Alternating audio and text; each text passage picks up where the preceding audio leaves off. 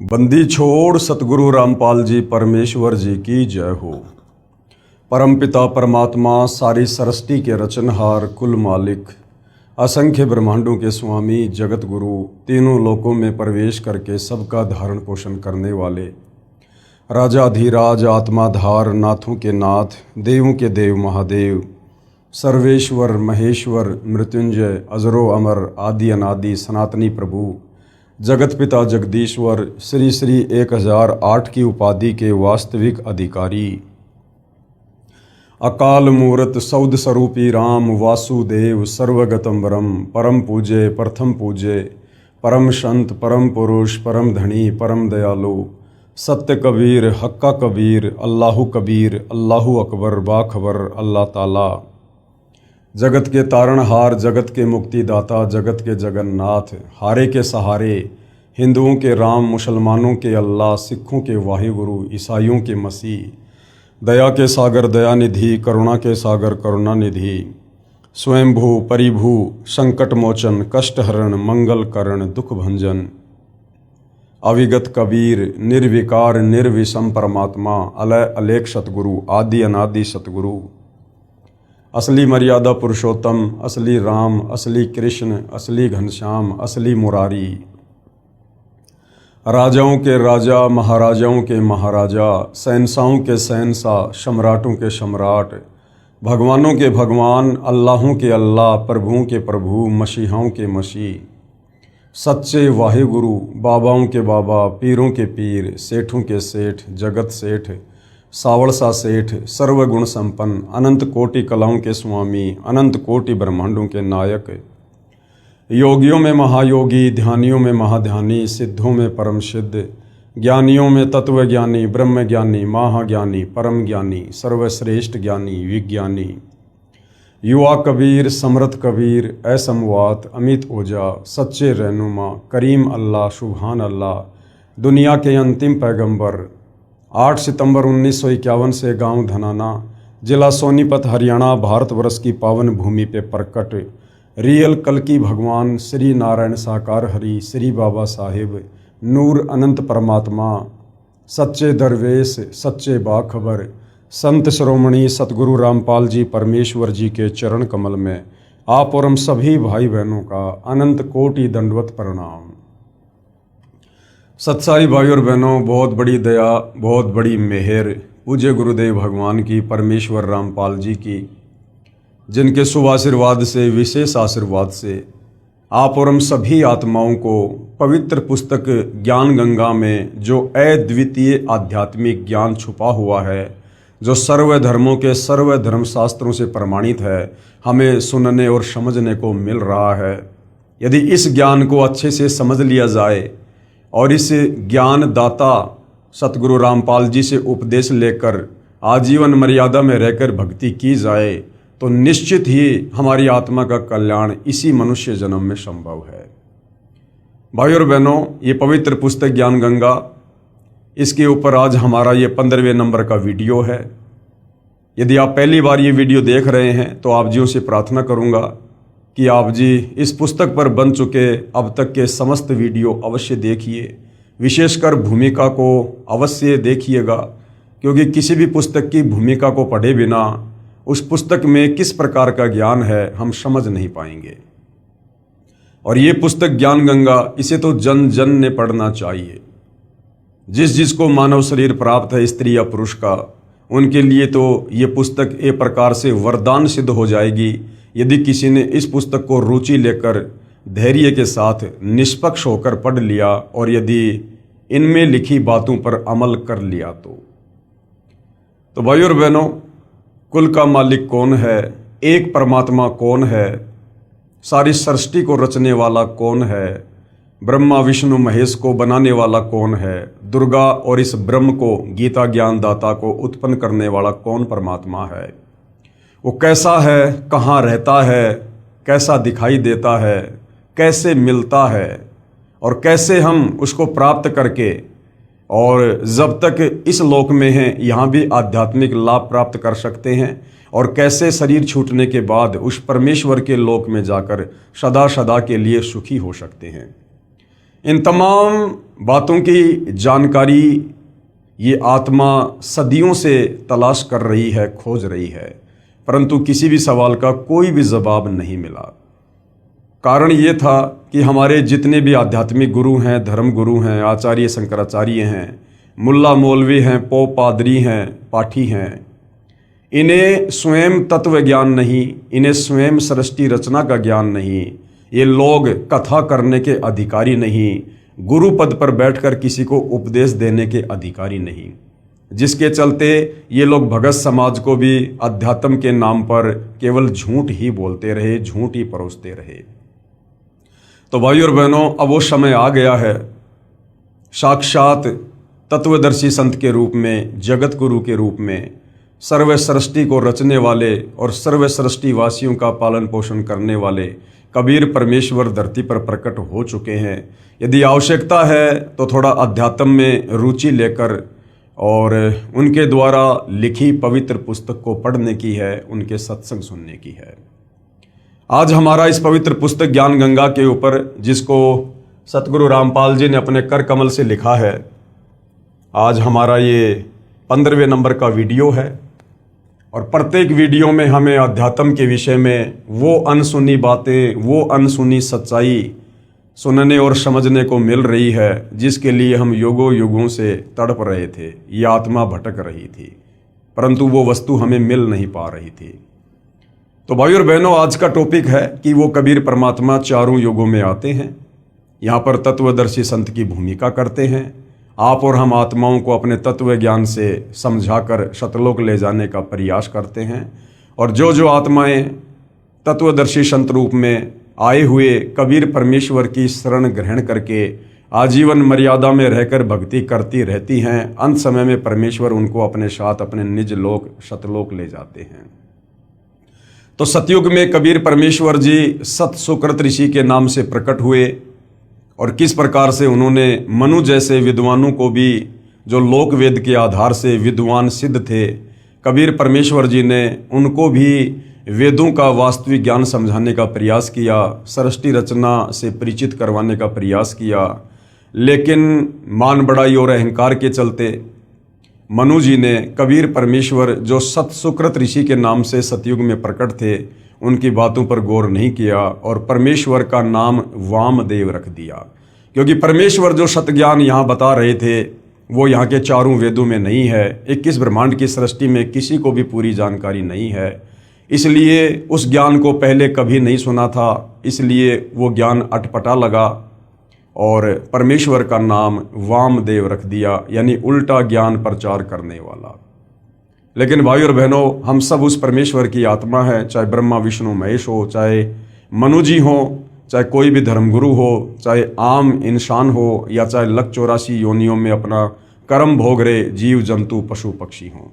परमेश्वर की कोशिश हमें हर प्रकार से समझा बुझाकर प्यार प्रेम से साम दाम दंड भेद से भक्ति मार्ग पर लगाने की होती है।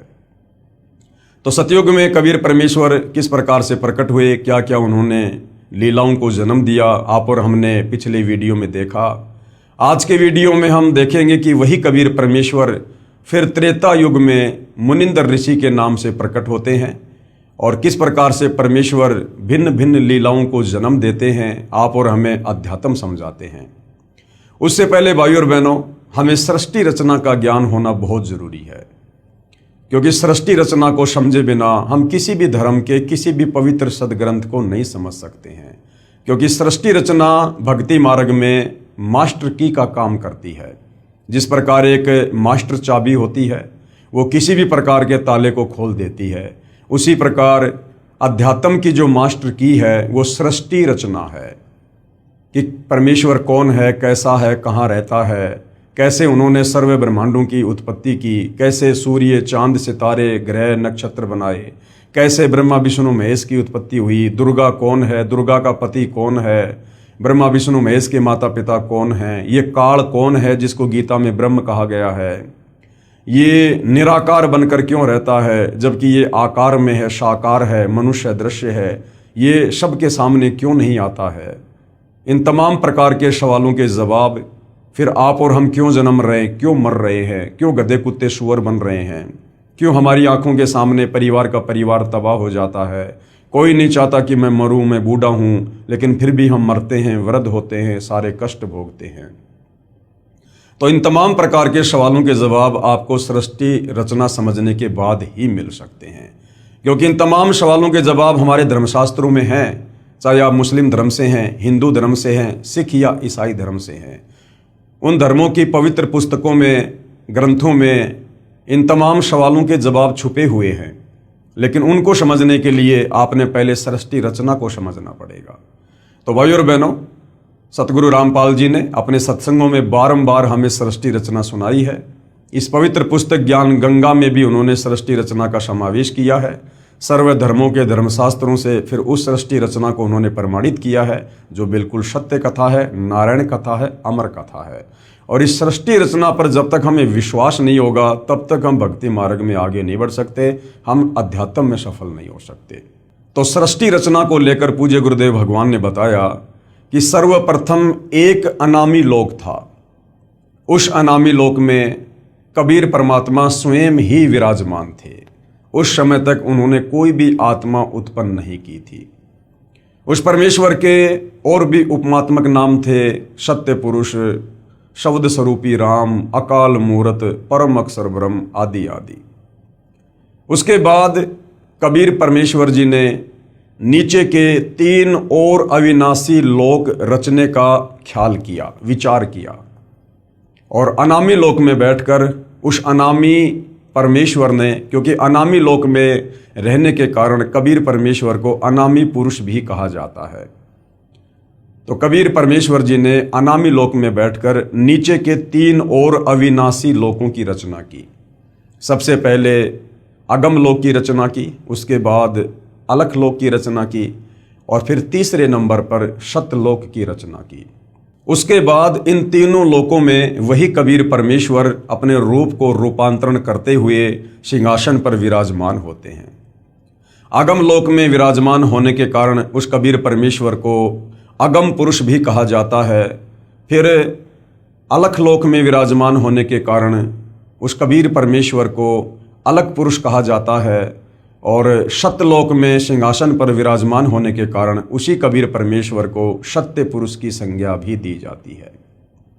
उसके बाद कबीर परमेश्वर जी ने तीनों लोकों की रचना करके सर्वप्रथम सबसे नीचे के लोक सतलोक में सृष्टि को रचने की योजना बनाई। सर्वप्रथम कबीर परमेश्वर जी ने अपने एक वचन से 16 द्वीपों की रचना की। उसके बाद 16 शब्द उच्चारण किए और 16 पुत्रों की उत्पत्ति की, और अपने प्रत्येक पुत्र को एक एक द्वीप में रहने का आदेश दिया। उसके बाद कबीर परमेश्वर ने सतलोक में मानसरोवर की रचना की और भी काफ़ी रचनाएं की।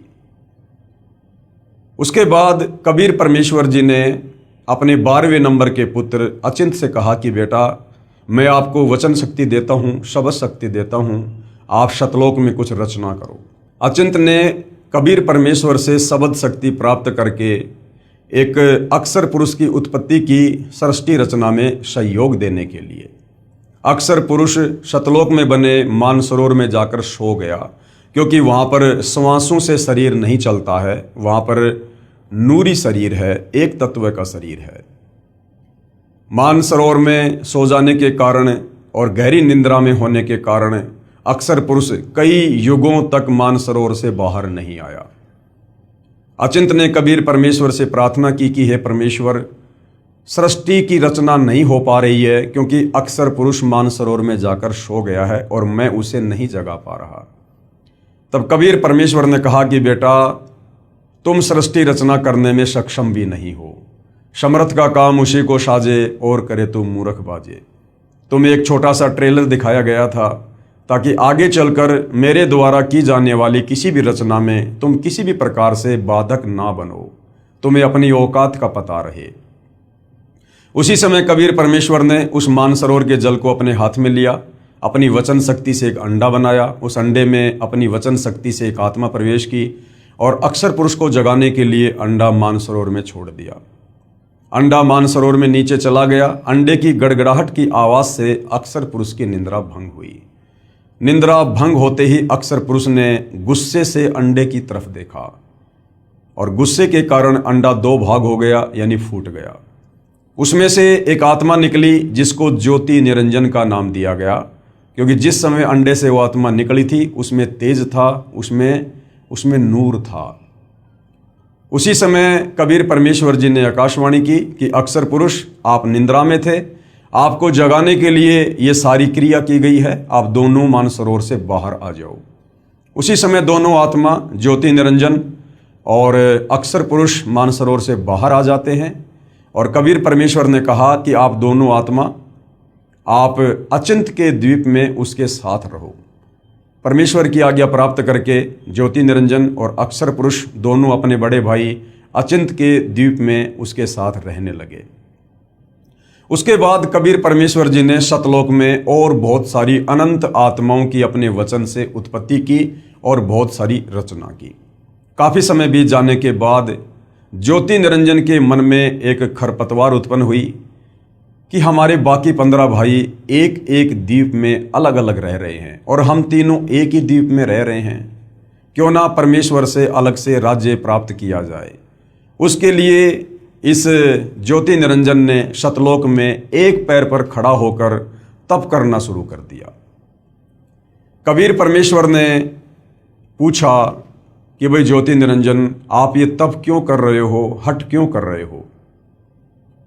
ज्योति निरंजन ने कहा कि पिताजी, मुझे कुछ अलग से राज्य दीजिए, मेरे लिए वो जगह थोड़ी है।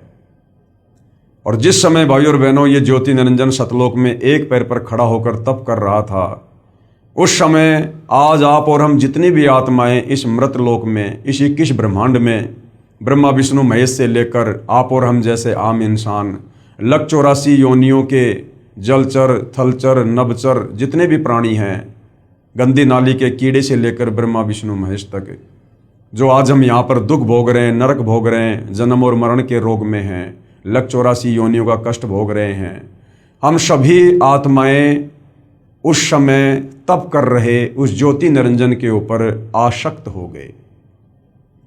कबीर परमात्मा ने हमें बीच बीच में बहुत सावधान किया कि बच्चों, ये नादान है, इसकी नादानी को मत देखो, ये अपने कर्म फोड़ रहा है। आप आत्माओं को किस बात की कमी है? आपको सर्व सुख है, सर्व सुविधा है, आप अपनी भक्ति करो, प्रेम से आराम से रहो, इस नादान की नादानी को मत देखो। हम आत्माएं ऊपर से तो सावधान हो गई, परंतु अंदर से जो कशक थी वो जो की त्यों ज्योति निरंजन के प्रति बनी रही। कबीर परमेश्वर ने देख लिया कि भाई बार बार समझाने के बावजूद भी ये अपनी हरकतों से बाज नहीं आ रहे हैं, ये पतिव्रता पद से नीचे गिर चुके हैं, इनकी आस्था अपने परमेश्वर से हटकर और एक अपने जैसे दो कोड़ी के जीव के ऊपर अधिक होती जा रही है। इसलिए कबीर परमेश्वर ने सोचा कि अब ये आत्मा सतलोक में रहने के लायक नहीं है। उधर से जब 70 युग ज्योति निरंजन ने तप पूरा कर लिया तो कबीर परमेश्वर ने कहा, भाई आपको क्या चाहिए? ज्योति निरंजन ने कहा, पिताजी मुझे अलग से राज्य दे दीजिए।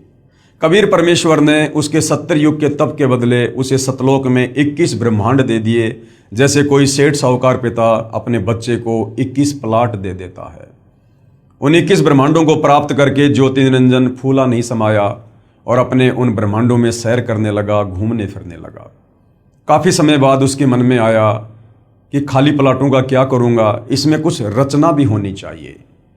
उस रचना की सामग्री को प्राप्त करने के लिए ज्योति निरंजन ने सतलोक में फिर से एक पैर पर खड़ा होकर तप करना शुरू कर दिया। जब 70 युग बीत गए तब कबीर परमेश्वर ने पूछा कि भाई अब आपको क्या चाहिए? जो आपने मांगा था मैंने आपको दिया।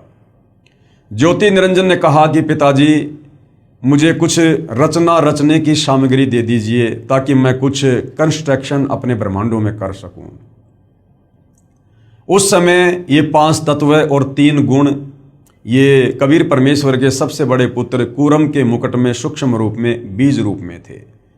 कबीर परमेश्वर जी ने ज्योति निरंजन से कहा कि आप अपने बड़े भाई कूरम के पास जाओ, बड़े ही प्यार से, बड़े ही अदब से आप उससे ये सामग्री मांगना, मेरा नाम लेकर, मेरा आदेश बताकर वो तुझे प्रदान कर देगा। ज्योति निरंजन अपने बड़े भाई कूरम के पास जाता है रचना सामग्री प्राप्त करने के लिए। कूरम उस समय समाधि में था, ध्यान में था, भक्ति में लीन था। वहाँ जाकर ज्योति निरंजन ने आवाज़ दी कि भैया मुझे पिताजी ने भेजा है, तुम्हारे पास में सृष्टि को रचने की सामग्री है वो मुझे चाहिए। लेकिन कूरम ध्यान में था, उसकी बात को नहीं सुन पाया। उधर से ज्योति निरंजन ने अपना धैर्य खो दिया और कूरम को जगाने के लिए उसके मुकुट को हिलाया।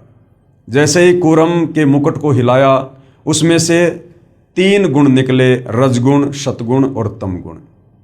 इन तीनों को प्राप्त करके ज्योति निरंजन बड़ा प्रसन्न हुआ और सोचा इसके मुकुट में तो और भी बहुत कुछ होगा। फिर से उसके मुकुट को हिलाया तो उसमें से 5 तत्व निकले, पृथ्वी, अग्नि, जल, वायु, आकाश। ये बीज रूप में थे, सूक्ष्म रूप में थे। इतने में कूरम समाधि से बाहर आता है और कहता कि आप ये क्या कर रहे हो। ज्योति निरंजन ने कहा कि मुझे पिताजी ने आज्ञा दी है और मुझे ये रचना सामग्री प्राप्त करनी थी।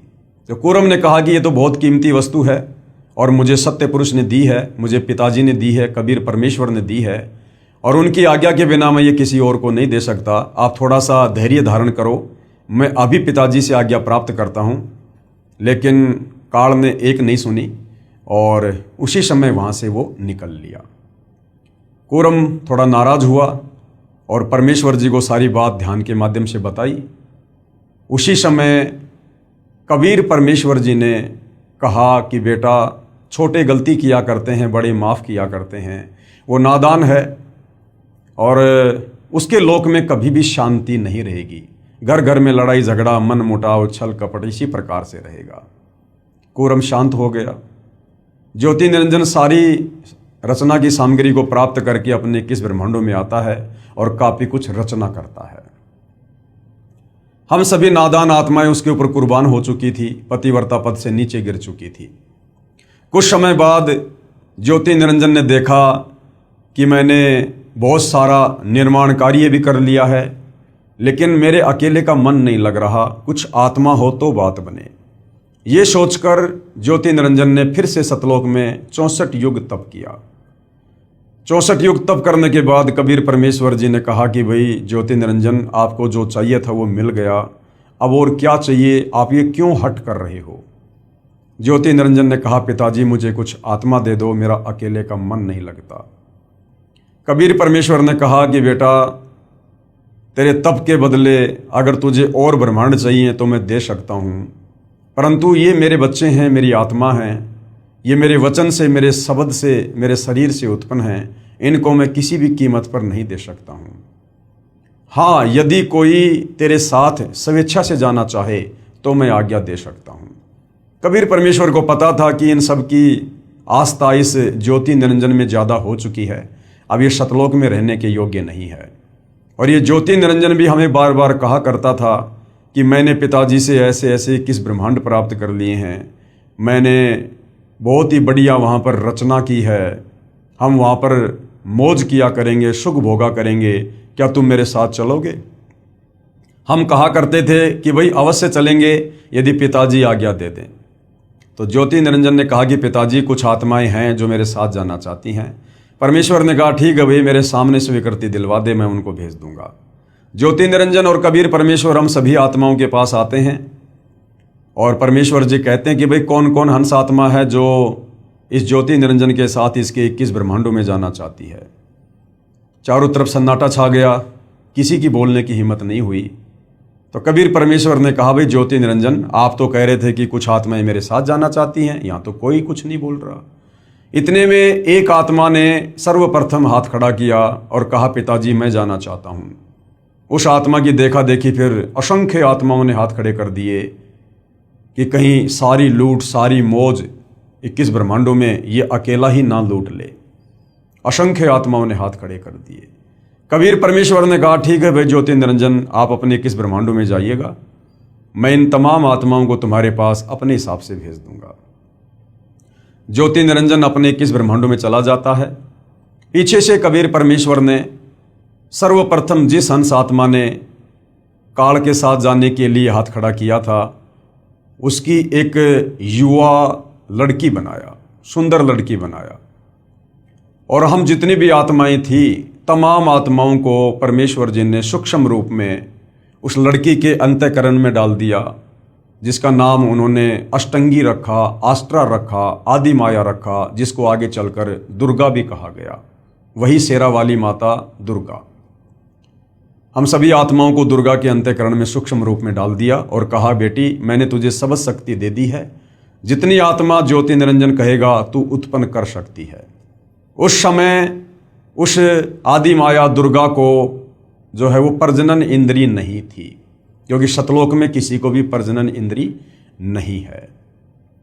और कबीर परमेश्वर ने अपने पुत्र सहजदास के द्वारा दुर्गा को ज्योति निरंजन के पास भिजवा दिया। सहजदास दुर्गा को ज्योति निरंजन के पास उसके 21 ब्रह्मांडों में छोड़कर आ जाता है और सारी बात बताकर आ जाता है। सहजदास के आने के बाद ज्योति निरंजन के मन में खरपतवार उत्पन्न हुई, क्योंकि पहले ही वो 3 गुण प्राप्त कर चुका था, जिसमें एक गुण है रजगुण। रजगुण के प्रभाव से वो विषय वासनाओं से ग्रस्त हुआ और लड़की के युवा रंग रूप को देखकर उस पर आसक्त हो गया और उसके साथ में बलात् करने का प्रयास करने लगा। दुर्गा ने कहा कि भाई आप ऐसा जुल्म ना करो, आप मेरे बड़े भाई हो, आपको परमेश्वर ने पहले अंडे से उत्पन्न किया है, बाद में हमें अपने वचन से किया है, आप मेरे बड़े भाई हो, भाई बहन का ये दुष्कर्म बहुत बड़ा पाप होगा। मेरे पास में सबद शक्ति है, आप जितनी आत्मा चाहोगे मैं उत्पन्न कर दूंगी। परंतु विषय वासनाओं से बहुत अधिक प्रभावित होकर इस ज्योति निरंजन ने दुर्गा की एक भी बात नहीं सुनी और अपने नाखूनों से जबरदस्ती अपनी सिद्धि से दुर्गा को स्त्री इंद्री लगाने का प्रयास किया। दुर्गा ने सूक्ष्म रूप बनाया और इस ज्योति निरंजन के मुख के माध्यम से उसके पेट में जाकर शरण ली और वहां से फिर कबीर परमेश्वर को याद किया कि हे पिताजी मेरी रक्षा करो। कबीर परमेश्वर वहां अपने पुत्र जोगजीत, जिसको योग संताइन भी कहते हैं, जो परमेश्वर के 16वें नंबर का पुत्र है, उसका रूप बनाकर वहां पर प्रकट होते हैं। और कबीर परमेश्वर जी इस ज्योति निरंजन से कहते हैं कि भाई ज्योति निरंजन, तूने बहुत बड़ी गलती की है, सतलोक में ऐसा गंदा कर्म करने की सोच रखने वाले को भी नहीं रखा जा सकता। मैं श्राप देता हूं, आज के बाद तेरा नाम काल होगा। इतना कहते ही उसका पूरा शरीर काला हो गया, उसके लंबे लंबे दांत, ओछा माथा, विकराल चेहरा, और कहा कि आज के बाद तू 1 लाख मानव शरीरधारी आत्माओं के सूक्ष्म शरीर से निकली वासना को, गंध को, मैल को खाया करेगा। ये मैं तुझे श्राप देता हूं और इसी समय मेरे आदेश से तू अपने 21 ब्रह्मांडों को लेकर सतलोक से दूर चला जा।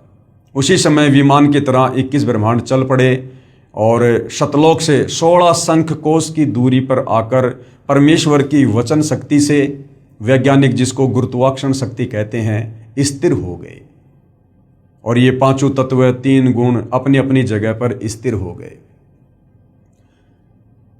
सतलोक से 16 शंख कोश की दूरी पर आने के बाद इस ज्योति निरंजन ने दुर्गा से कहा कि दुर्गा, अब मैं अपनी मनमानी करूंगा, अब मेरा कौन क्या बिगाड़ लेगा, मुझे जो सजा मिलनी थी मिल चुकी है। और दुर्गा के साथ में जबरदस्ती करने का प्रयास करने लगा। दुर्गा ने फिर समझाया कि भाई देख, सर्वप्रथम तो तू मेरा बड़ा भाई है, मैं तेरी छोटी बहन हूँ, उसके बाद मैं तेरे पेट से बाहर आई हूँ, मैं तेरी बेटी हुई, बाप बेटी का, भाई बहन का ये कुक्रम महापाप का भागी होगा, आप ऐसा ना करो। मेरे पास वचन शक्ति है परमेश्वर की दी हुई, कबीर भगवान की, आप जितनी आत्मा चाहोगे मैं उत्पन्न कर दूंगी। परंतु रजोगुण के प्रभाव से प्रभावित होने के चलते इसने दुर्गा की एक नहीं सुनी और इसने दुर्गा के साथ में शादी की, पति पत्नी व्यवहार किया और इसने 3 पुत्रों की उत्पत्ति की। सबसे बड़े का नाम ब्रह्मा रखा, उससे छोटे का विष्णु, तीसरे नंबर वाले का शंकर, और तीनों को एक एक गुण से युक्त कर दिया। और इसने अपने इन 21 ब्रह्मांडों को 4 महाब्रह्मांडों में सेट कर दिया। एक महाब्रह्मांड में इसने 5 ब्रह्मांडों को सेट किया और एक महाब्रह्मांड के बराबर एक ब्रह्मांड में ये स्वयं ऊपर रहता है, जिसको ब्रह्मलोक कहते हैं, जहाँ पर इसने तपतशिला बना रखी है, जहाँ ये प्रतिदिन 1 लाख मानव शरीरधारी आत्मा, स्त्री या पुरुष जो मरते हैं, उनके सूक्ष्म शरीर से निकली वासना को वहाँ पर भून भून के खाता है। और उसके बाद तीनों पुत्रों को इस काल ने अचेत कर दिया। एक पुत्र को इसने, जो सबसे बड़ा है ब्रह्मा, उसको कमल के फूल के ऊपर अचेत करके लेटा दिया। दूसरे वाले पुत्र विष्णु को शेषनाग की सैया के ऊपर अचेत करके लेटा दिया।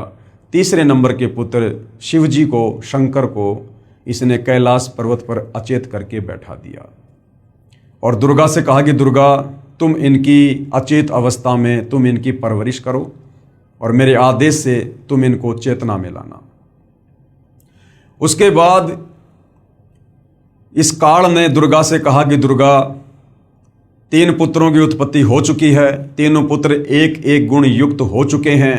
अब तुम इन तीनों पुत्रों के माध्यम से आगे सृष्टि की रचना करो, मेरे भोजन की व्यवस्था करो, जीवों की उत्पत्ति करो। और काल ने कहा कि आज के बाद मैं किसी को भी दर्शन नहीं दूंगा। दुर्गा ने कहा, क्या तुम अपने तीनों पुत्रों को भी दर्शन नहीं दोगे? तो ब्रह्म, गीता जी में जिसको ब्रह्म कहा गया है, ये ज्योति निरंजन काल, इसको क्षर पुरुष भी कहते हैं। क्षर का मतलब होता है नाशवान, जिसका जन्म और मरण हो। तो इस ब्रह्म अर्थात काल ने कहा कि मैं अपने तीनों पुत्रों को भी दर्शन नहीं दूंगा, ये मेरी मजबूरी है। यदि मैंने इनको दर्शन दे दिए तो ये मेरे वास्तविक रूप से परिचित हो जाएंगे और फिर ये सवाल करेंगे कि आपका इतना भूंडा चेहरा कैसे है। और सच पता चलने पर कि मुझे रोजाना 1 लाख मानव शरीरधारी आत्माओं को खाना पड़ता है, तो ये कभी भी मेरे लिए संतान उत्पत्ति नहीं करेंगे, जीवों की उत्पत्ति नहीं करेंगे, इस पाप में भागी नहीं बनेंगे। तो ये अपने पुत्रों को भी दर्शन नहीं देता है। और इसने दुर्गा से कहा कि दुर्गा, अब तुम तीनों पुत्रों को सचेत करो। दुर्गा ने तीनों पुत्रों को सचेत किया और तीनों को आपस में इकट्ठा किया और काल के आदेश से दुर्गा तीनों पुत्रों को समुद्र मंथन पर लेकर गई। समुद्र मंथन पर ले जाकर सर्वप्रथम काल ने वहाँ पर 4 वेद जो है वो प्रकट किए और काल के आदेश से दुर्गा ने 4 वेद ब्रह्मा जी को दे दिए। ब्रह्मा जी ने जब वेदों को पढ़ा तो पता चला कि कोई और है, ब्रह्म, कोई ब्रह्म है, वो सहशरीर है, तेजोमय शरीर है। उससे पहले जब ये ब्रह्मा दुर्गा से पूछा करता था कि हमारा पिता कौन है, तो ये दुर्गा काल के डर से सच नहीं बताती थी और कह देती थी कि बेटा मैं ही तेरी माँ हूँ, मैं ही तेरा पिता हूँ। लेकिन जब ब्रह्मा जी ने वेदों में पढ़ा कि कोई और ब्रह्म है जो आकार में है, साकार है, मनुष्य जैसा है, उसको प्राप्त किया जा सकता है, तो ब्रह्मा ने कहा कि माँ मुझे तेरी बातों पर अब यकीन नहीं है। पहले जब मैं पूछा करता था हमारा पिता कौन है, तो आप कहती थी कि मैं ही तेरा पिता हूँ। अब जब मैंने वेद पढ़ लिए, वेदों में लिखा है, अब मैं पूछ रहा हूँ तो आप कह रही हो कि तुम्हारा पिता है लेकिन वो दर्शन नहीं देगा। माँ मुझे आपकी इस बात पर यकीन नहीं है, मैं तो अपने पिता के दर्शन करके रहूँगा। दुर्गा ने कहा यदि तुझे तेरे पिता ने दर्शन नहीं दिए तो क्या करेगा? ब्रह्मा ने कहा कि मैं आपको शक्ल भी नहीं दिखाऊंगा।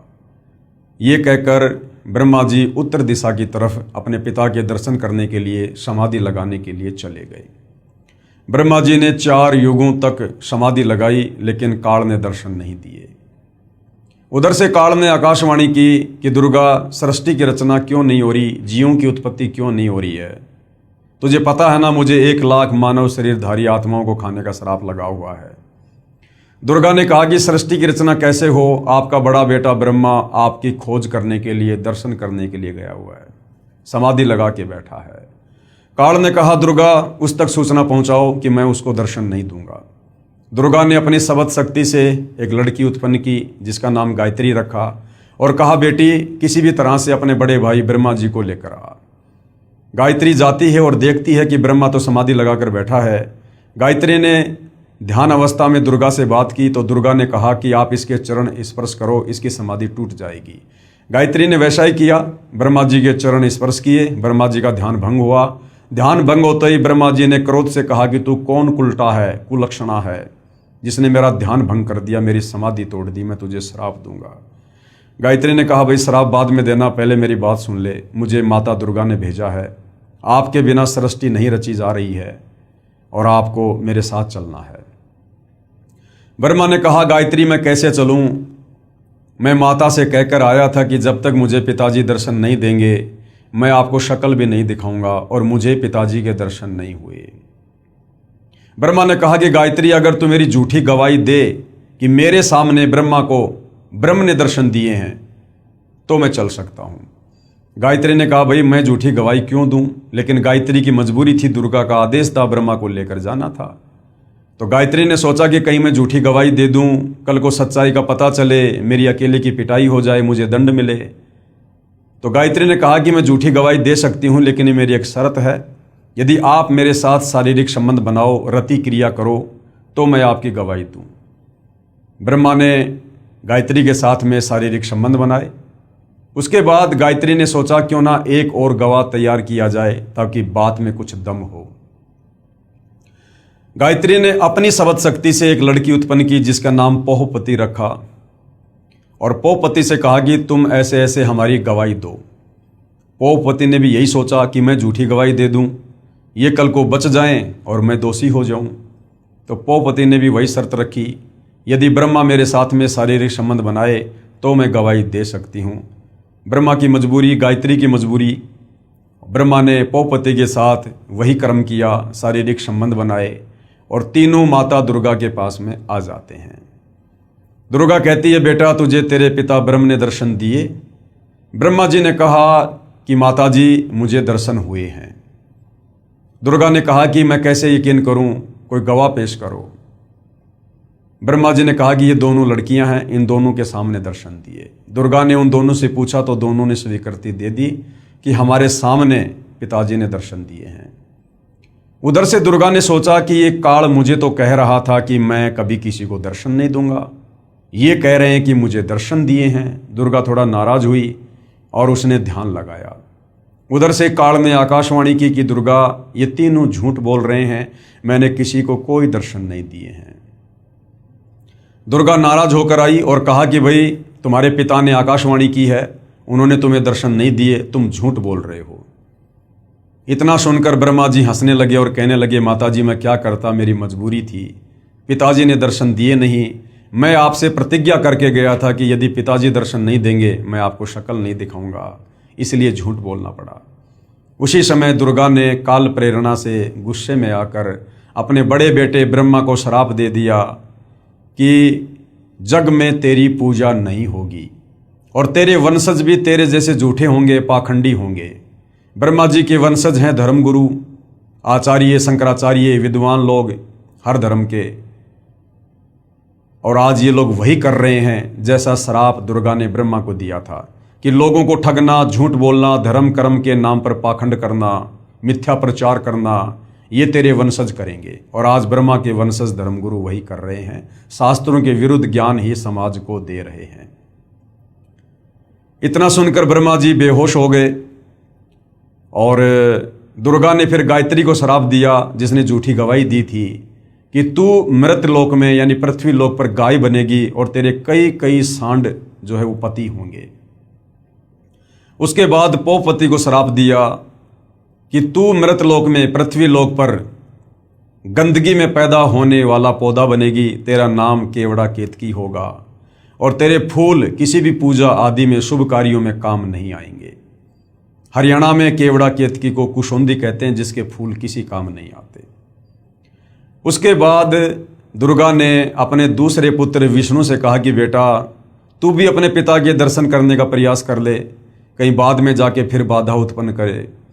विष्णु जी भी माता की आज्ञा प्राप्त करके अपने पिता ब्रह्म के दर्शन करने के लिए नीचे पाताल लोक में चले गए कि कहीं एकांत में बैठ के समाधि लगाऊंगा। पाताल लोक में शेषनाग का आधिपत्य था। शेषनाग ने देखा ये मेरे लोक में मेरी आज्ञा के बिना बेधड़क होकर भला कौन आ रहा है, इसको मजा चखाना चाहिए।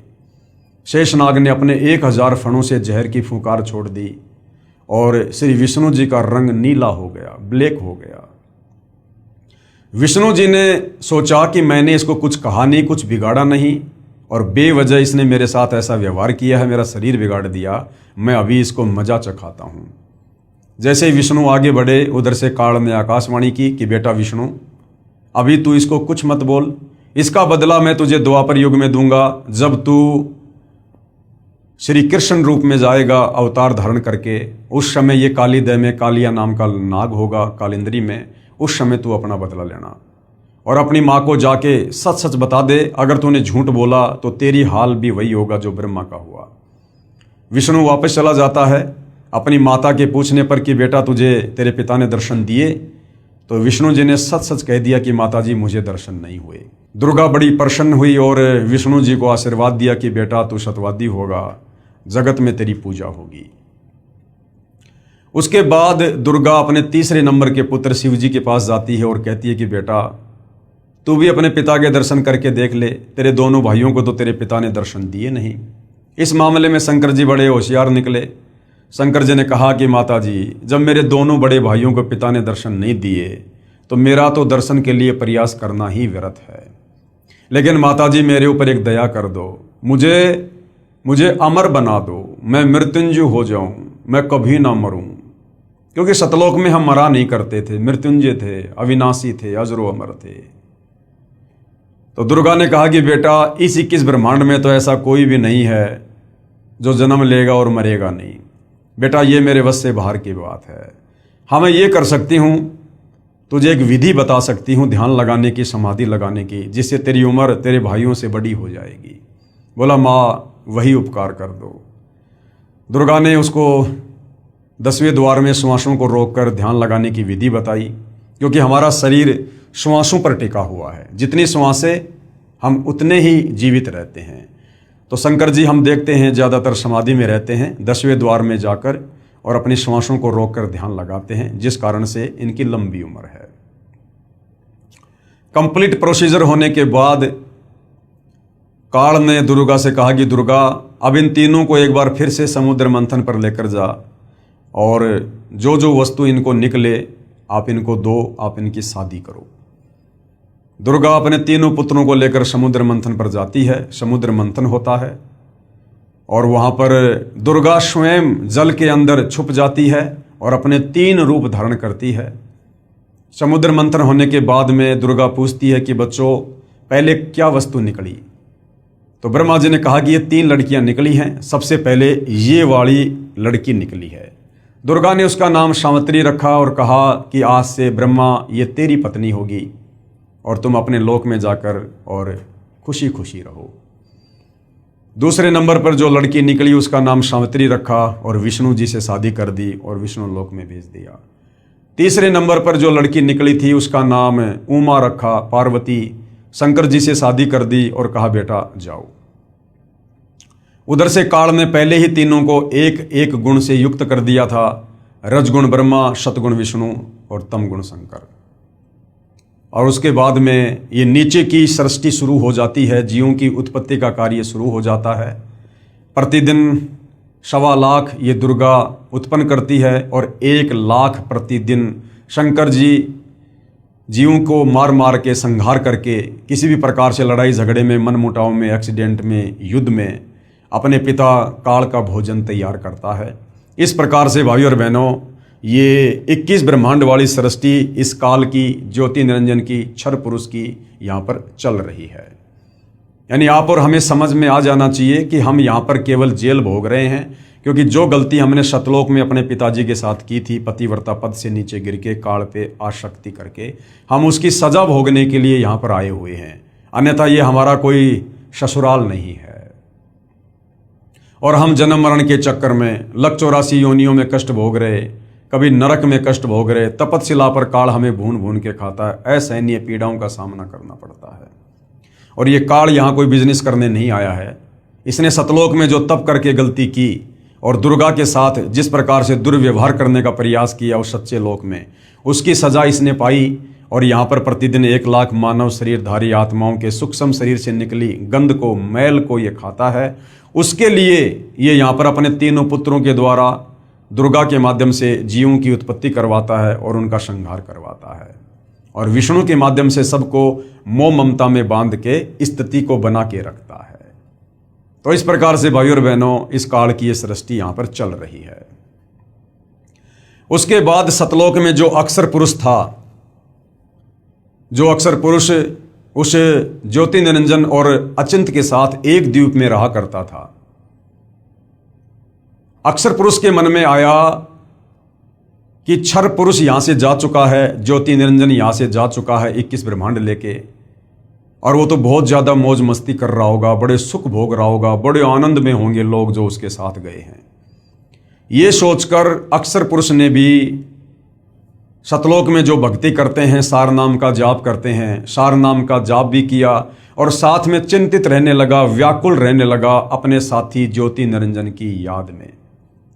कबीर परमेश्वर ने उसे भी सावधान किया कि बेटा आप ये गलती ना करो, आप पतिव्रता पद से नीचे मत गिरो, आपको यहाँ पर सर्व सुविधा है, आपको जो चाहिए आप बोलो, आप एक जीव के ऊपर आसक्त क्यों हो रहे हो। लेकिन अक्सर पुरुष भी अपनी हरकतों से बाज नहीं आया। काफी समय बाद कबीर परमेश्वर ने पूछा कि बता तुझे क्या चाहिए। अक्सर पुरुष ने कहा कि पिताजी मुझे भी अलग से राज्य प्रदान कर दो। कबीर परमेश्वर ने अक्सर पुरुष को 7 शंख ब्रह्मांड दे दिए। नील शंख, 7 शंख ब्रह्मांड, 7 शंख ब्रह्मांडों को प्राप्त करके अक्सर पुरुष भी बड़ा प्रसन्न हुआ। उधर से सतलोक में जो अन्य आत्माएं थी जिन्होंने पहले काल के साथ 21 ब्रह्मांड में जाने की स्वीकृति नहीं दी थी, हाथ खड़ा नहीं किया था, लेकिन सब कुछ देख रहे थे, उन आत्माओं के मन में भी रह रहकर विचार आने लगा कि काश हम भी हाथ खड़ा कर देते तो हम भी आज काल के साथ, ज्योति निरंजन के साथ 21 ब्रह्मांड में होते और हम सर्व सुख भोगते। ऐसा उन्होंने क्यों सोचा? क्योंकि उन्हें केवल इतना ही पता था कि ज्योति निरंजन यहां से 21 ब्रह्मांड और बहुत सारी आत्माओं को लेकर अलग से राज्य कर रहा है और वो तो बड़े सुख भोग रहा होगा। उन्हें इस बात का नहीं पता था कि किस प्रकार से परमेश्वर ने उसको श्राप देकर और सजा काटने के लिए यहां से बाहर भेजा है और उस लोक में आत्माएं कैसे कैसे नरक भोग रही हैं। आज आप और हमें पता है हम कितना सुख भोग रहे हैं, जन्म मरण के चक्कर में पड़े हैं। मनुष्य जन्म में भी हम सुखी नहीं हैं। कभी एक्सीडेंट हो जाता है, कभी आंख फूट जाती है, पैर टूट जाता है, लकवा मार जाता, बीमार हो जाते हैं, आंखों के सामने बेटा बेटी मर जाते हैं, हमारी अकाल मृत्यु हो जाती है। उसके बाद लक 84 योनि में गधे, कुत्ते, सुअर, कीट पतंग, गंदे नाले का कीड़ा बनकर दुख भोगते हैं। कुत्ता बनकर टट्टी खाते हैं, सुअर बनकर लैट्रिन खाते हैं, गोबर खाते हैं। फिर हमें नरक में ठोका जाता है, नरक में असहनीय पीड़ा भोगते हैं और हर मनुष्य जन्म के बाद हम तपतशिला पर जाते हैं। काल हमें भून भून कर हमारी वासना निकाल कर खाता है। इस बात की जानकारी सतलोक में रहने वाली अन्य आत्माओं को नहीं थी। उन्होंने सोचा वो तो सुख भोग रहे होंगे जो सुख शायद सतलोक में भी ना हो। ये सोचकर वो आत्माएं भी चिंतित रहने लगी और अक्सर पुरुष जब चिंतित रहता था तो उसकी चिंता पर आसक्त हो गए कि देखो किस प्रकार से ये उन्मुना सा रहता है, ना किसी से ज़्यादा बोलता ना चलता और किस प्रकार से यादों में खोया रहता है। यानी साथ में अक्सर पुरुष के ऊपर भी आत्माएं आसक्त हो गई। परमेश्वर ने उन आत्माओं को भी बहुत ज़्यादा सावधान किया, लेकिन वो भी अपनी हरकतों से बाज नहीं आए और पतिव्रता पद से नीचे गिरते चले गए। अंत में अक्सर पुरुष ने कहा जी मुझे कुछ आत्माएं दे दो, मैं अकेला कैसे रहूँगा। कबीर परमेश्वर ने कहा भाई यदि कोई तेरे साथ जाना चाहेगा तो भेज दूंगा, बाकी अपनी तरफ से मैं अपने बच्चों को आपके पास नहीं भेजूंगा। अक्सर पुरुष को पता था कि बहुत सारी आत्माएं मेरे ऊपर आसक्त हैं, मेरे साथ जाना चाहती हैं। उसने कहा पिताजी बहुत सारी आत्माएं मेरे साथ जाना चाहती हैं। कबीर परमेश्वर ने कहा ठीक है भाई आप मेरे सामने हाँ भरवा दो, मैं आज्ञा दे दूंगा। अक्सर पुरुष और कबीर परमेश्वर दोनों उन आत्माओं के पास गए और कहा भी कौन कौन है जो अक्सर पुरुष के साथ इसके 7 संग ब्रह्मांडों में जाना चाहती हैं। काफ़ी समय तक सन्नाटा छाया रहा, किसी ने हाथ खड़ा नहीं किया। अंत में दुर्गा की तरह एक आत्मा ने दुस्साहस किया, हाथ खड़ा किया और कहा पिताजी मैं जाना चाहता हूँ। कबीर परमेश्वर ने कहा ठीक है भाई। बाकी देखम देखा अनंत आत्माओं ने भी हाथ खड़े कर दिए कि कहीं हम तो पहले ही रह गए थे, हमने पिछली बार भी हाथ खड़ा नहीं किया था, अब की बार रह गए तो कहीं मामला न बिगड़ जाए। अनंत आत्माओं ने हाथ खड़ा कर दिया। कबीर परमेश्वर जी ने अक्सर पुरुष से कहा कि भाई अक्सर पुरुष आप अपने 7 संग ब्रह्मांडों में जाओ, मैं अपने हिसाब से इन आत्माओं को भेजूंगा। कबीर परमेश्वर ने ठीक उसी प्रकार सबसे पहले हाथ खड़ा करने वाले हंस को एक युवा लड़की बनाया, सुंदर लड़की बनाया और अन्य सभी आत्माओं को सूक्ष्म रूप में उसके अंतःकरण में फीड कर दिया। उस लड़की का नाम ईश्वरी माया रखा और उसे 7 संग ब्रह्मांडों में भिजवा दिया और कहा कि बेटी मैंने तुझे वचन शक्ति दे दी है, जितनी आत्मा वो चाहे तू उत्पन्न कर देना। ईश्वरी माया अक्सर पुरुष के पास चली जाती है। उस समय तक ये लोग सतलोक में ही थे। परमात्मा ये देखना चाहते थे कि क्या ये अक्सर पुरुष भी वो गलती करेगा जो गलती उस काल ने दुर्गा के साथ बलात्कार करने की। उस समय तक कबीर परमेश्वर ने स्त्री इंद्री ईश्वरी माया को नहीं लगाई थी। अक्सर पुरुष के पास जाते ही अक्सर पुरुष ने जब लड़की को देखा, रूप रंग निखरा हुआ, युवा शरीर, सुंदर, उसके मन में भी वही दोष उत्पन्न हुआ। परंतु अक्सर पुरुष ने वो गलती नहीं की जबरदस्ती करने की जो ज्योति निरंजन ने की थी। अक्सर पुरुष ने ईश्वरी माया से सहमति ली, शारीरिक संबंध बनाने की, पति पत्नी व्यवहार करने की। ईश्वरी माया ने उसको सहमति प्रदान कर दी और दोनों ने अपनी सहमति से जो है वहाँ पर शारीरिक मिलन किया, पति पत्नी व्यवहार किया, जिसके चलते अक्सर पुरुष के सात्संग ब्रह्मांडों में तपतशिला का कष्ट नहीं है। जीवों को भून भून के नहीं खाया जाता है। बाकी कष्ट ज्यों के त्यों जो 21 ब्रह्मांड में है, जन्म और मरण का, काम धंधा करके खाना पीना, और ये लक 84 योनियों में गधा कुत्ता शुअर, कभी आंख फूटना, कभी एक्सीडेंट होना, और नरक में जाना, राग द्वेष ईर्ष्या मान बढ़ाई, छल कपट निंदा चुगली चोरी जारी, सब कुछ ऐसी व्यवस्था अक्सर पुरुष के सात्संग ब्रह्मांडों में है।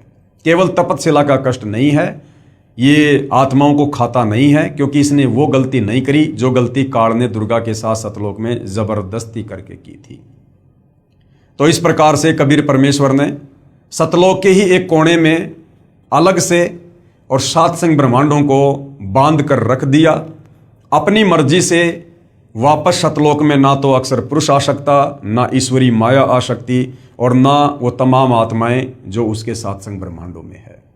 इस प्रकार से कबीर परमेश्वर ने इस संसार रूपी वृक्ष की रचना की, जिसका जिक्र गीता जी अध्याय 15 श्लोक नंबर 1 से 4 में है कि अर्जुन, जो संत महात्मा इस संसार रूपी वृक्ष के प्रत्येक विभाग को बता दे कि कौन भगवान कैसा है, किसकी कितनी क्षमता है, सृष्टि की रचना कैसे हुई है, ये 21 ब्रह्मांड कैसे उत्पन्न हुए, सात्संग ब्रह्मांड कहाँ से आए हैं, जो इस संसार रूपी वृक्ष को सभी विभागों सहित बता दे, तत्व ज्ञान से बता दे, पूरी सृष्टि रचना को समझा दे, वो तत्वदर्शी संत महात्मा है।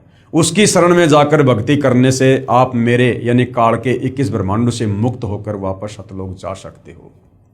तो भाई और बहनों, वो परम शक्ति, वो परम पुरुष, महापुरुष, वो तत्वदर्शी संत वर्तमान में आज धरती पर सतगुरु रामपाल जी हैं, जिन्होंने संसार रूपी पीपल की वृक्ष का चित्र बनाकर अपने सत्संगों में हमें पूरी सृष्टि रचना को समझाया है। जो सृष्टि रचना आपने अभी अभी मौखिक सुनी, और जो सृष्टि रचना कंप्लीट इस पवित्र पुस्तक ज्ञान गंगा में लिखी हुई है, जिस पर वीडियो बन चुके हैं, जो सर्व धर्मों के सर्व पवित्र धर्म शास्त्रों से प्रमाणित है।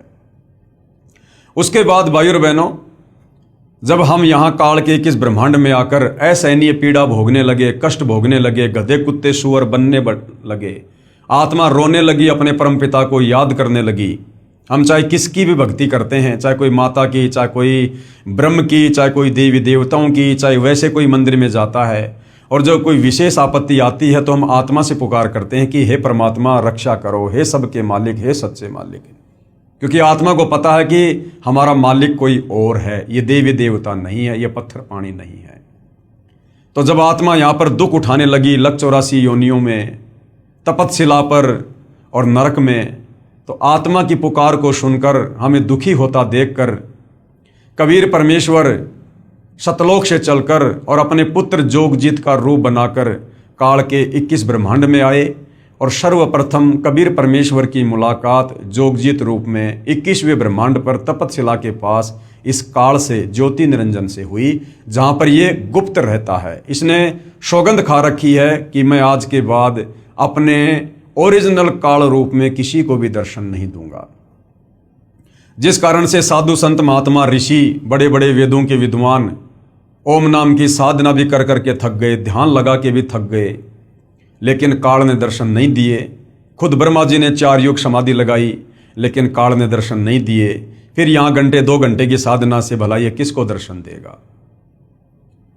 तो इस प्रकार से फिर लोगों ने निष्कर्ष निकाल लिया कि वो ब्रह्म जो है वो निराकार है, वो दिखाई नहीं देता, जबकि वो साकार है, सशरीर है, मनुष्य आकार में है, 21वें ब्रह्मांड में रहता है, अव्यक्त रहता है, लेकिन उसने सौगंध खा रखी है कि मैं किसी को दर्शन नहीं दूंगा। जिस कारण से साधना करते करते जब उसके दर्शन नहीं हुए तो साधु संत महात्मा ऋषियों ने अपना निष्कर्ष दे दिया कि परमात्मा निराकार है, वो दिखाई नहीं देता। और सब इसी थ्योरी पर सेट हो गए कि वास्तव में परमात्मा तो दिखाई नहीं देता, वो तो निराकार है, जबकि वो साकार है, दिखाई देता है। लेकिन उसकी प्राप्ति की विधि इन चारों वेदों में नहीं है। उसकी विधि सूक्ष्म वेद 5वें वेद में है, जो ज्ञान कबीर परमात्मा खुद ही चलकर आकर धरती पर देता है। तो कबीर परमेश्वर प्रथम बार काल के 21वें ब्रह्मांड में तपतशिला के पास इस काल बलि से मिले। दोनों में कुछ एग्रीमेंट हुआ, जिसमें एक एग्रीमेंट था कि परमेश्वर आप तीनों युगों में जीव थोड़े लेके जाना, सतयुग त्रेता द्वापर में, चौथे युग कलयुग में आप जितने मर्जी जीव लेकर जाना। काल ने सोचा था कि अभी 3 युगों में तो इनके पास खूब भक्ति है और चौथे युग में ये कंडम हो जाएंगे, और मैं इनको चौथे युग में तरह तरह की पूजाओं पर लगा दूंगा, शास्त्रों के विरुद्ध ज्ञान से ओतप्रोत कर दूंगा, और अपने काल दूतों के माध्यम से ऋषि मुनियों, साधु संतों, आचार्य शंकराचार्य, मुल्ला मौलवियों के माध्यम से शास्त्रों के विरुद्ध ज्ञान दे दे के पाखंड पूजा पर लगा दूंगा, पत्थरों की पूजा पर लगा दूंगा, मंदिर, मस्जिद, चर्च, गुरुद्वारों में भगवान बताकर वहां पर मत्था टिकवा दूंगा, तीर्थ धाम, पैदल यात्रा, कावड़ लाना, बद्रीनाथ, केदारनाथ, हर जगह इनको भटका दूंगा मैं। और जब वो परमात्मा चौथे युग में आकर इनको ज्ञान समझाएगा, ये उसकी एक भी बात नहीं मानेंगे, उल्टा उसका सिर फोड़ेंगे कि तू कहाँ से ये ज्ञान ले आया कि परमात्मा साकार है, दिखाई देता है, कोई सतलोक है। आज वही हो रहा है भाई और बहनों। आज 90% आत्माएं सतगुरु रामपाल जी के द्वारा बताई जा रही यथार्थ सृष्टि रचना को उस अज्ञानता के चलते, जो अज्ञानता हम सदियों से सुनते आ रहे हैं, जो शास्त्र विरुद्ध साधना हम सदियों से करते आ रहे हैं, हमारे दिलो दिमाग में यही बैठा दिया गया है कि परमात्मा निराकार है। तो आज सतगुरु रामपाल जी की बात को 90% जनता सुनने को तैयार नहीं है। लेकिन भाइयों और बहनों, ये चौथा युग है, कलयुग है। मालिक को भी पता था कि 3 युगों में इनके पास भक्ति होगी, इनके पुण्य होंगे, दान धर्म की कमाई होगी, जिस कारण से ये वैसे भी मेरी बात को स्वीकार नहीं करेंगे। जब चौथा युग कलयुग आएगा, इनकी पुण्य कमाई नष्ट हो चुकी होगी, इनके पाप कर्म शेष बचेंगे, और पाप कर्मों के चलते इनके ऊपर तरह तरह की आपत्ति आएंगी। तब ये मुझे खोजेंगे, मुझे तलाश करेंगे, और उस समय जब मैं इनको ये ज्ञान बताऊंगा और साथ में इनके दुखों का निवारण करूंगा भक्ति देकर, तब ये मेरे ऊपर यकीन करेंगे। तो भाइयों और बहनों, अब वो समय आ चुका है। कबीर परमात्मा स्वयं सतगुरु रामपाल जी के नाम से, उनके चोले में, उनकी वेशभूषा में धरती पर प्रकट हैं। आप और हमें सन 1994 से अपने यथार्थ 13वें कबीर पंथ को चलाकर ये सतज्ञान दे रहे हैं, शास्त्र प्रमाणित ज्ञान दे रहे हैं, शास्त्र अनुकूल साधना बता रहे हैं, सृष्टि रचना का ज्ञान दे रहे हैं, यथार्थ भक्ति मंत्र दे रहे हैं, और हमें सौ सुख दे रहे हैं। तो आज हमें यकीन हो रहा है कि वास्तव में परमात्मा कौन है, कैसा है, और कैसे उनकी प्राप्ति होगी। तो भाई और बहनों, पिछले वीडियो में हमने देखा, जो पवित्र पुस्तक ज्ञान गंगा में लिखा हुआ है, कि कबीर परमात्मा अपनी आत्माओं की पुकार को सुनकर, उनके कष्टों को देखकर, वो दयालु परमात्मा सतलोक से चलकर पृथ्वी पर प्रकट होता है, तत्वदर्शी संत की भूमिका करता है, जगत गुरु की भूमिका करता है, सतगुरु बनकर हमें सच्चा ज्ञान देता है, सृष्टि रचना बताता है।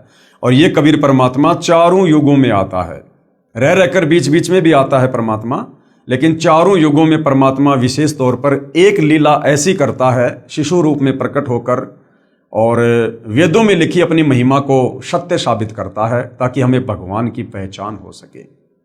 तो सतयुग में कबीर परमात्मा सत सुकृत ऋषि के नाम से प्रकट हुए, अपने तत्व ज्ञान का प्रचार किया, बहुत सी आत्माओं को अपने शरण में लिया और उनका उद्धार किया। उसके बाद कबीर परमात्मा जी त्रेता युग में वही कबीर परमात्मा सारी सृष्टि का रचनहार मुनिंदर ऋषि के नाम से प्रकट हुए, आप और हम आत्माओं को तत्व ज्ञान समझाकर सतलोक ले जाने के लिए। त्रेता युग में कबीर देव यानी कबीर साहिब का मुनिंदर नाम से प्राकाटे।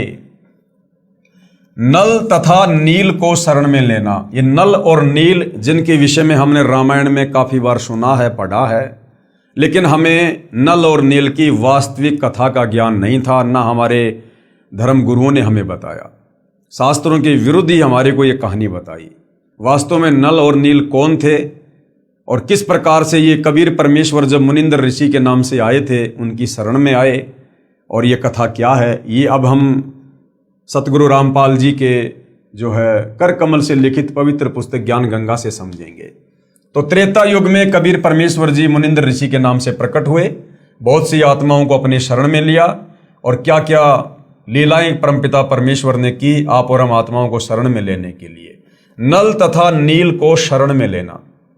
त्रेता युग में स्वयंभू का मतलब होता है स्वयं प्रकट होने वाला, क्योंकि कबीर परमात्मा कभी किसी माँ के गर्भ से जन्म लेकर नहीं आता। इन्होंने पूरी सृष्टि को उत्पन्न किया है, इनको उत्पन्न किसी ने नहीं किया। ये स्वयंभू हैं, स्वयं ही प्रकट होते हैं। त्रेता युग में स्वयंभू यानी स्वयं प्रकट होने वाला कबीर देव यानी कबीर परमेश्वर रूपांतरण करके यानी अपने उस तेज पुंज वाले तेजोमय शरीर को हल्का करके मुनिंद्र ऋषि के नाम से आए हुए थे। अनल अर्थात नल तथा अनील अर्थात नील, शॉर्टकट में इनको नल और नील कहते थे। दोनों आपस में मौसी के बेटे थे। माता पिता का देहांत हो चुका था। नल तथा नील दोनों शारीरिक व मानसिक रोग से अत्यधिक पीड़ित थे। सर्व ऋषियों व संतों से कष्ट निवारण की प्रार्थना कर चुके थे। सर्व संतों ने बताया था कि यह आपका प्रारब्ध यानी आपकी पूर्व जन्मों की जो किस्मत है, उस प्रारब्ध का पाप कर्म का दंड है, ये आपको भोगना ही पड़ेगा। अर्थात भक्ति करने से वो प्रारब्ध का कर्म दंड नहीं कटेगा। ये हमारे नादान धर्म गुरु हमें कहा करते थे और फिर कहते थे भक्ति करो। अरे भैया, जब भक्ति से प्रारब्ध का कर्म दंड नहीं कटेगा तो फिर भक्ति करके समय भी क्यों बर्बाद करें। तो ये अज्ञानी थे भाइयों और बहनों, इनको शास्त्रों का ज्ञान नहीं था, परमात्मा के विधान का ज्ञान नहीं था और कहते थे कि नल और नील इसका कोई समाधान नहीं है, ये कष्ट आपने भोगना ही पड़ेगा। दोनों दोस्त जीवन से निराश होकर मृत्यु का इंतजार कर रहे थे। एक दिन दोनों को मुनिंद्र नाम से प्रकट पूर्ण परमात्मा का सत्संग सुनने का अवसर प्राप्त हुआ। सत्संग के उपरांत जो ही दोनों ने परमेश्वर कबीर देव अर्थात कबीर साहिब उर्फ मुनिंद्र ऋषि जी के चरण छुए तथा परमेश्वर मुनिंद्र जी ने सिर पर हाथ रखा तो दोनों का असाध्य रोग छू मंतर हो गया। कबीर परमेश्वर जो मुनिंद्र नाम से आए हुए थे, शीश पर हाथ रखने मात्र से नल और नील का वो असाध्य रोग समाप्त हो गया। अर्थात दोनों नल तथा नील स्वस्थ हो गए। इस अद्भुत चमत्कार को देखकर प्रभु के चरणों में गिरकर घंटों रोते रहे तथा कहा, आज हमें प्रभु मिल गया जिसकी तलाश थी। तथा उससे प्रभावित होकर उनसे नाम दीक्षा ले लिया तथा मुनिंद्र साहिब जी के साथ ही सेवा में रहने लगे। पहले संतों का समागम यानी सत्संग पानी की व्यवस्था देखकर नदी के किनारे पर होता था। नल और नील दोनों बहुत परमात्मा प्रेमी तथा भोली आत्माएं थी। परमात्मा में श्रद्धा बहुत थी, सेवा बहुत किया करते थे।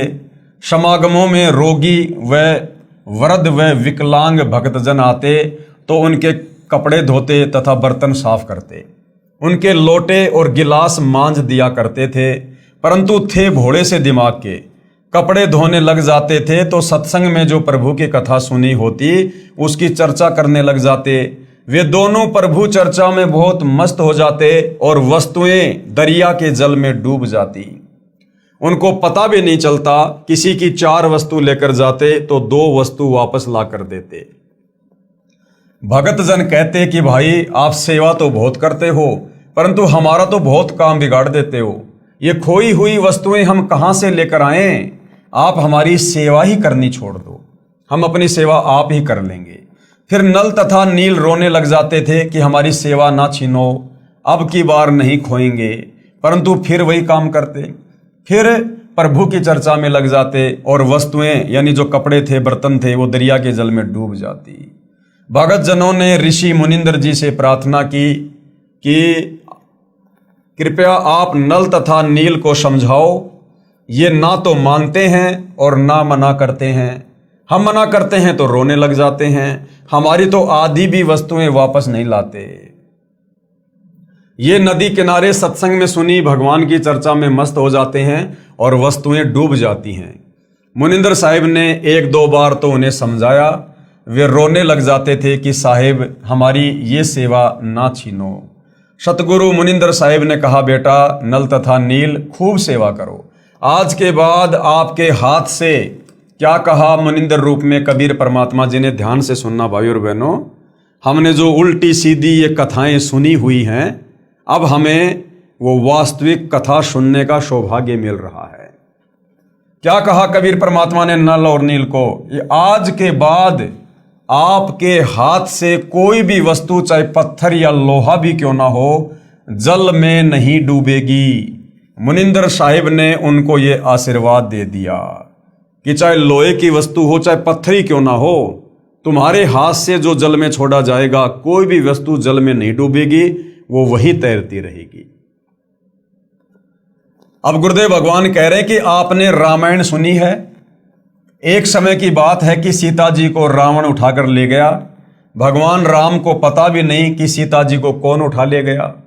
श्री रामचंद्र जी इधर उधर खोज करते, हनुमान जी ने खोज करके बताया कि सीता माता लंकापति रावण यानी राक्षस की कैद में है। पता लगने के बाद भगवान राम ने रावण के पास शांति दूत भेजे तथा प्रार्थना की कि सीता लौटा दे, परंतु रावण नहीं माना। युद्ध की तैयारी हुई। तब समस्या ये आई कि समुद्र से सेना कैसे पार करें। भगवान श्री रामचंद्र जी ने 3 दिन तक घुटनों पानी में खड़ा होकर हाथ जोड़कर समुद्र से प्रार्थना की कि रास्ता दे दो, परंतु समुद्र टस से मस नहीं हुआ। जब समुद्र नहीं माना, तब श्री राम ने उसे अग्नि बाण से जलाना चाहा। भयभीत समुद्र एक ब्राह्मण का रूप बनाकर सामने आया और कहा कि भगवान, सबकी अपनी अपनी मर्यादाएं हैं, मुझे जलाओ मत, मेरे अंदर ना जाने कितने जीव जंतु बसे हैं। अगर आप मुझे जला भी दोगे तो भी आप मुझे पार नहीं कर सकते, क्योंकि यहां पर बहुत गहरा गड्ढा बन जाएगा जिसको आप कभी भी पार नहीं कर पाओगे। समुद्र ने कहा, भगवान ऐसा काम करो कि सर्प भी मर जाए और लाठी भी ना टूटे, मेरी मर्यादा भी रह जाए और आपका पुल भी बन जाए। तब भगवान श्री राम ने समुद्र से पूछा कि वह क्या विधि है, कि भाई समुद्र देवता क्या विधि है बता। तो ब्राह्मण रूप में खड़े समुद्र ने कहा कि आपकी सेना में नल और नील नाम के 2 सैनिक हैं। उनके पास उनके गुरुदेव से प्राप्त एक ऐसी शक्ति है कि उनके हाथ से पत्थर भी जल पर तैर जाते हैं। हर वस्तु चाहे वह लोहे की हो तैर जाती है। श्री रामचंद्र ने नल तथा नील को बुलाया और उनसे पूछा कि क्या आपके पास कोई ऐसी शक्ति है। नल तथा नील ने कहा, हाँ जी, हमारे हाथ से पत्थर भी जल में नहीं डूबेंगे। श्री राम ने कहा कि परीक्षण करवाओ, यानी उसकी मुझे छोटी सी परीक्षा दो। उन नादानों ने, नल और नील ने सोचा कि आज सबके सामने तुम्हारी बहुत महिमा होगी। नल और नील में अहंकार छा गया कि समुद्र पर पुल बनाने में रामचंद्र भी फेल हो गया, लक्ष्मण भी फेल हो गया, जामवत, अंगद, हनुमान, सुग्रीव, और आज हमारी महिमा बन जाएगी। तो उन नादानों ने अपने गुरुदेव भगवान को याद नहीं किया, अपने गुरुदेव को छुपा दिया ताकि किसी को पता ना चले। छुपाने का मतलब उन्होंने उस समय अपने गुरुदेव से कोई याचना नहीं की, दंडवत प्रणाम करके आज्ञा प्राप्त नहीं की कि हे गुरुदेव, हम तो तुच्छ प्राणी हैं, ये तो आपके द्वारा दी गई शक्ति है, आपका आशीर्वाद है गुरुदेव, आप दया करना, इसका पुलिया बन जाए। उन्होंने अपने गुरुदेव का जिक्र तक नहीं किया और कहा, जी हमारे पास में ऐसी शक्ति है, हम पत्थर भी तैरा देंगे। और जैसे उन्होंने पत्थर उठाकर समुद्र पर डालने चाहे, वो पत्थर डूबने लगे। उन नादानों ने, नल और नील ने सोचा कि आज सबके सामने तुम्हारी बहुत महिमा होगी। उस दिन उन्होंने अपने गुरुदेव भगवान मुनिंद्र यानी कबीर साहिब को यह सोचकर याद नहीं किया कि अगर हम उनको याद करेंगे तो कहीं श्री राम ये ना सोच ले कि इनके पास शक्ति नहीं है। यानी आज हमें गुरुदेव भगवान कहते हैं कि बच्चों, कोई भी कार्य करो, घर से बाहर निकलो काम धंधे के लिए, गाड़ी लेकर, पैदल, या बच्चे स्कूल जाते हैं तो सबसे पहले मंगलाचरण अवश्य किया करो। मंगलाचरण करते ही हम अपने गुरुदेव को याद करते हैं और हमारा हर कार्य मंगल ही होता है। तो उन्होंने ना कोई मंगलाचरण किया, ना कोई मंत्र जाप किया, ना अपने गुरुदेव को याद किया। तो उन्होंने सोचा कि अगर हम उनको याद करेंगे तो कहीं श्री राम ये ना सोच ले कि इनके पास शक्ति नहीं है, ये तो कहीं और से मांगते हैं। उन्होंने पत्थर उठाकर पानी में डाला तो वह पत्थर पानी में डूब गया। नल तथा नील ने बहुत कोशिश की, कई बार कोशिश की, परंतु उनके पत्थर नहीं तैरे, क्योंकि कबीर परमेश्वर ने, जो मुनिंद्र ऋषि के नाम से थे, उन्होंने शक्ति वापस ले ली। तब भगवान राम ने समुद्र की ओर देखा, मानो कहना चाह रहे हो कि आप तो बहुत झूठ बोलते हो, इनमें तो कोई शक्ति नहीं है। समुद्र ने कहा, नल नील, आज तुमने अपने गुरुदेव को याद नहीं किया। नादानों, अपने गुरुदेव को याद करो। वे दोनों समझ गए कि आज तो हमने गलती कर दी। उन्होंने सतगुरु मुनिंद्र साहिब जी को याद किया। सतगुरु मुनिंद्र यानी कबीर साहिब वहां पर पहुंच गए। भगवान रामचंद्र जी ने कहा कि हे ऋषिवर, मेरा दुर्भाग्य है कि आपके सेवकों के हाथों से पत्थर नहीं तैर रहे हैं। मुनिंद्र साहिब ने कहा कि अब इनके हाथ से तैरेंगे भी नहीं, क्योंकि इनको अभिमान हो गया है। सतगुरु की वाणी ये प्रमाण करती है कि गरीब जैसे माता गर्भ को राखे जतन बनाए, ठेस लगे तो क्षीण हो तेरी ऐसे भक्ति जाए। इस भक्ति को हमने मर्यादाओं में रहकर एक सच्चे शिष्य की भूमिका निभाते हुए इस प्रकार से सुरक्षित रखना होता है आत्म कल्याण के लिए, जिस प्रकार वर्षों बाद किसी बहन बेटी को गर्भ रहा हो, प्रेग्नेंट हो, और किस प्रकार से फिर वो अपने बच्चे को अपने गर्भ में सुरक्षित रखती है। खाने पीने में सावधानी, चलने फिरने में सावधानी, उठने बैठने में, काम धंधा करने में, रात्रि को सोने में भी वो करवट लेते समय कितनी सावधानी रखती है, कहीं मेरे बच्चे के ऊपर कोई दबाव ना आ जाए, मेरा बच्चा खराब ना हो जाए। तो कहते हैं जिस प्रकार एक गर्भवती माता अपने बच्चे का ध्यान रखती है और उसको सुरक्षित अपने गर्भ से बाहर निकालती है, इसी प्रकार से हम भक्तों ने भी इस भक्ति को जो हमें गुरुदेव से प्राप्त हुई है, मर्यादाओं का ध्यान रखकर, गुरु वचन का ध्यान रखकर, मान बड़ाई अहंकार से दूर रहकर और आधीन और दास भाव से हमने इस प्रकार से भक्ति को सफल करना होता है। उस दिन के पश्चात नल तथा नील की वह शक्ति समाप्त हो गई। अब रामायण की कथा सुनाते समय हमारे ज्ञानहीन अंधे धर्मगुरु कहा करते थे कि नल और नील ने पत्थर तैरा दिए, जिस कारण से समुद्र पर पुलिया बना था, जबकि भाई और बहनों ये सत्य कथा नहीं है। उस दिन के पश्चात नल तथा नील की वह शक्ति समाप्त हो गई। श्री रामचंद्र जी ने परमेश्वर मुनिंद्र साहिब जी से कहा कि हे ऋषिवर, मुझ पर बहुत आपत्ति आई हुई है, दया करो, किसी प्रकार से ना परले पार हो जाए। जब आप अपने सेवकों को यानी भक्तों को शक्ति दे सकते हो तो प्रभु कुछ रजा करो।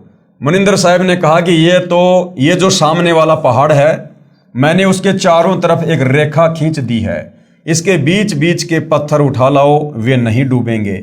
श्री राम ने परीक्षण के लिए पत्थर मंगवाया, उसको पानी पर रखा तो वह तैरने लग गया। नल तथा नील कारीगर यानी शिल्पकार भी थे। हनुमान जी प्रतिदिन भगवान याद किया करते थे। उसने अपनी दैनिक क्रिया भी साथ रखी, राम राम भी लिखता रहा और पहाड़ के पहाड़ उठाकर ले आता था। नल नील उनको जोड़ जोड़कर उस पुल में लगा देते थे। इस प्रकार पुल बना था, धर्मदास जी कहते हैं। तो भाई और बहनों, आज से पहले हमारे ज्ञानहीन नादान धर्मगुरुओं के द्वारा हमें जो झूठी कथा बताई जाती थी कि नल और नील के हाथ से पानी में पत्थर तैरने लग जाते थे, तो नल और नील पुलिया बनाते समय उन पत्थरों को हाथ से छू दिया करते थे, जिस कारण से वो पुलिया बन गया। तो कोई कहता था कि हनुमान जी उन पत्थरों के ऊपर राम राम लिख दिया करते थे, जिस कारण से पत्थर तैर जाया करते थे। तो ये सारी की सारी झूठी कथा हमें बताई जाती थी। प्रथम बार कबीर परमात्मा अपने पुत्र जोगजीत के रूप में जब तपतशिला पर काल से मिले थे, बहुत सारे एग्रीमेंट हुए थे, जिनमें एक एग्रीमेंट ये भी था, काल ने कहा था कि आप नीचे जाओगे और त्रेता युग में मेरा पुत्र विष्णु नारद जी के श्राप के कारण मृतलोक में जाएगा, कौशल्या के गर्भ से जन्म लेगा और उसको 14 साल का वनवास मिलेगा, और वनवास के दौरान उसकी पत्नी सीता को, जो कि लक्ष्मी का रूप होगी, उसको रावण उठाकर लेकर जाएगा। और रामचंद्र सीता को वापस लाने के लिए समुद्र पर पुलिया बनाना चाहेगा, लेकिन उसका पुल नहीं बन पाएगा। हे परमेश्वर, आप जी त्रेता युग में मेरे बेटे का पुलिया बनवाना। तो अपने उस वायदे के अनुसार त्रेता युग में कबीर परमात्मा मुनिंद्र ऋषि के रूप में आए और अपनी वचन शक्ति से एक पहाड़ के पत्थरों को हल्का किया, जिस कारण से समुद्र पर वो पुलिया बना। अब हनुमान जी सेवक थे, रामचंद्र जी के भगत थे। वो प्रतिदिन अपना राम राम राम राम शब्द का जाप किया करते थे। तो हनुमान जी काम करते करते, पहाड़ उठाते उठाते उसके ऊपर मोटे मोटे अक्षरों में राम लिख दिया करते थे, जिससे उसका मंत्र जाप भी हो जाता था और काम भी हो जाता था। अब बाकी लोग ये सोचा करते थे कि भाई हनुमान जी पत्थर पर राम राम लिख रहे हैं, जिस कारण से ये पत्थर तैर रहे हैं। कुछ लोग सोचा करते थे कि ये नल और नील इनके हाथों में शक्ति है, इनके हाथों से ये पत्थर छूने के कारण ये जल में नहीं डूब रहे। क्योंकि मुनिंद्र ऋषि रूप में परमात्मा कबीर जी की, नल नील की और रामचंद्र जी की जो वार्ता हो रही थी, वो कुछ ही लोगों के बीच में हो रही थी। बाकी लाखों की, वो करोड़ों की सेना दूर थी, उन तक ये बात नहीं पहुंच रही थी। तो बाकी लोगों को उस बात का नहीं पता था कि किस आधार से ये पुल बन रहा है। तो बाद में उन लोगों ने अपने अपने घरों पर जाकर उसी प्रकार से महिमा कर दी कि हनुमान जी राम राम लिखा करते थे, जिस कारण से पत्थर तैर गए। नल और नील के हाथों में शक्ति थी, जिस कारण से वो पुलिया बन गया। और आम समाज में ये गलत धारणा फैल गई, जबकि हकीकत ये है जो अब गुरुदेव भगवान हमें बता रहे हैं। इस विषय में आदरणीय धर्मदास जी ने कबीर परमेश्वर की महिमा में कि कबीर परमेश्वर जी आपने त्रेता युग में मुनिंद्र ऋषि के नाम से आकर नल और नील को अपनी शरण में लिया।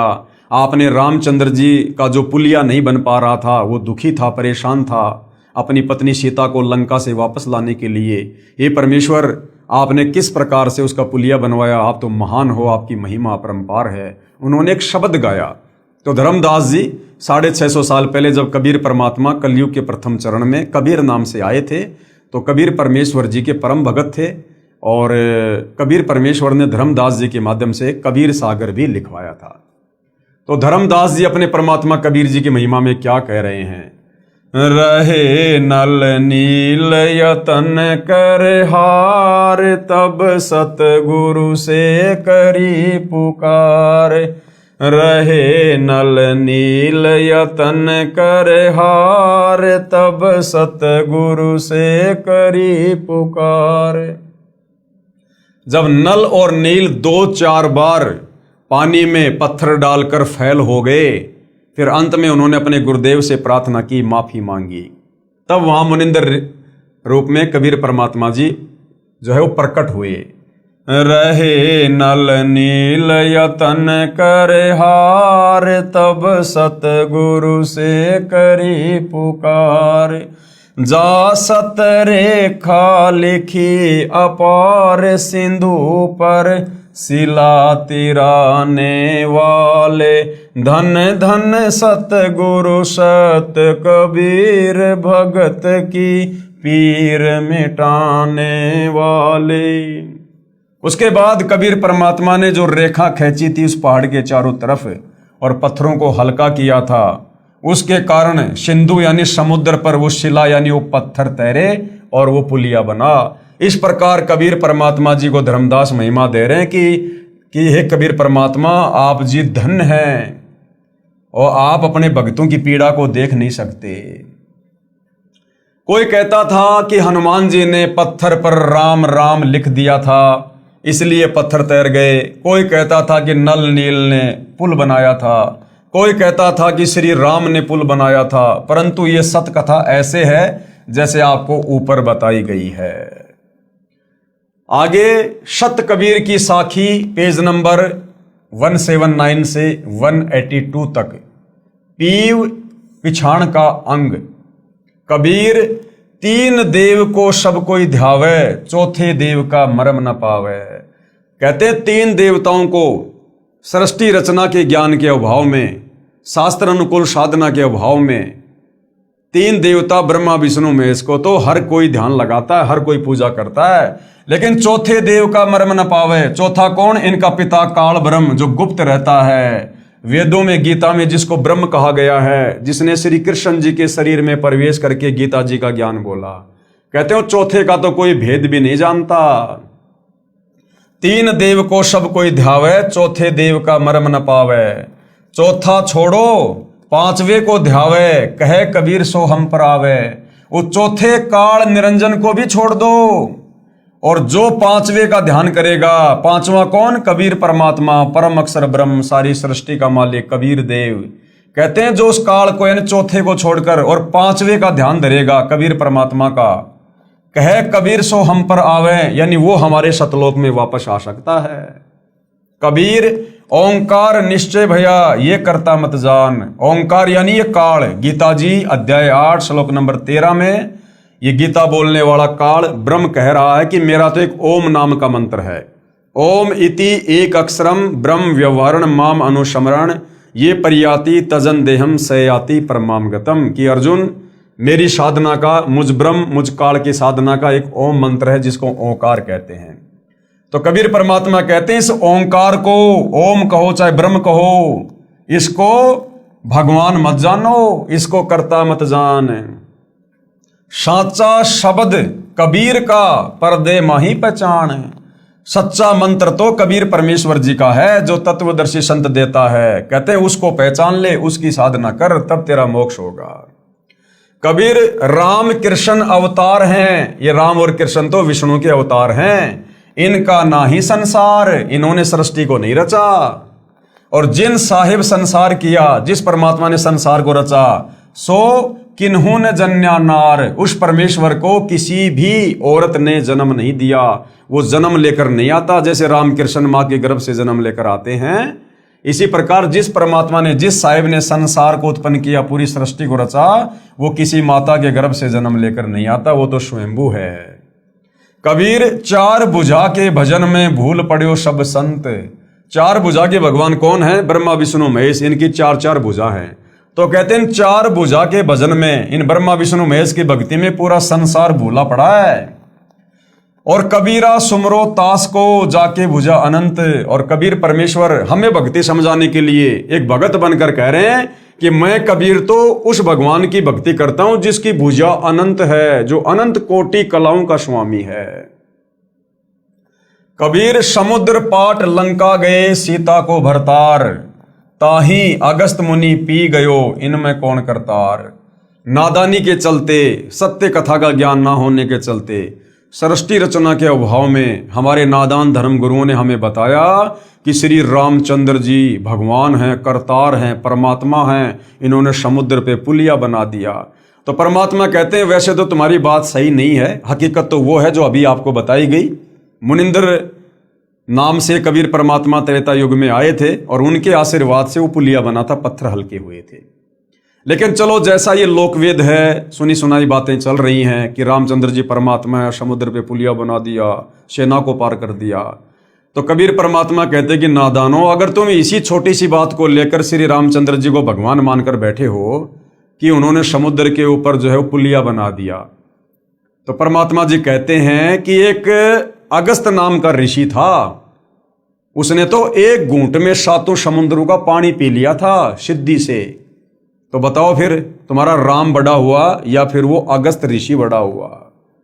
तो इन छोटी मोटी इन सिद्धियों से, खेल खिलौने से कोई भगवान साबित नहीं होता है। समुद्र पाट लंका गयो सीता को भरतार, ताही अगस्त मुनि पी गयो इनमें कौन करतार।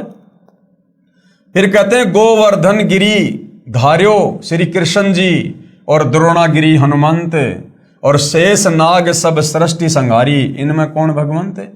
दूसरा, हम लोग अध्यात्म की जानकारी ना होने के चलते कहा करते थे कि श्री कृष्ण जी ने गोवर्धन पर्वत को अपनी उंगली पर धारण कर लिया, जिस कारण से हम उनको भगवान कहने लगे। और कहते थे कि हनुमान जी ने द्रोणागिरी पहाड़ को उठा लिया, संजीवनी बूटी सहित द्रोणागिरी पहाड़ को उठाकर लंका ले गए, इसलिए ये भगवान हैं। तो परमात्मा कहते हैं वैसे तो हकीकत कुछ और है। कबीर परमात्मा ने ही श्री कृष्ण जी का रूप बनाकर और गोवर्धन पर्वत को उठाया था, और जो द्रोणागिरी पहाड़ था उसको भी कबीर परमात्मा ने ही हनुमान जी को शक्ति देकर उठवाया था।